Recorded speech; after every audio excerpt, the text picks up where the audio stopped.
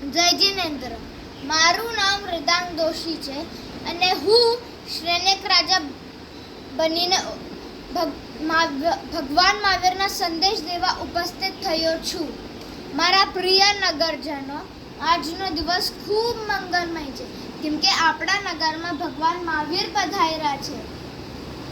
ભગવાનની સભામાં મનુષ્ય તો હોય જ, પણ સાપ, હાથી, સિંહ, હિરણ અને હજી અનેક પશુઓ એની શત્રુતા ભૂલીને ભગવાનની ઉપદેશ શાંતિથી સાંભળતા હતા.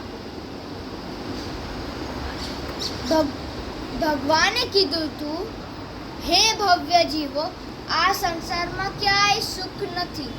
જેમ કે પૈસા, ગાડી, મોટું બંગલો, સુંદર શરીર, અને જેમ તમે લોકો માનો છો આ મારા માતા પિતા છે, આ મારા ભાઈ બહેનો છે, એનાથી મોહ કરીને અનાદિકાળથી જીવ દુઃખી થઈ રહ્યો છે.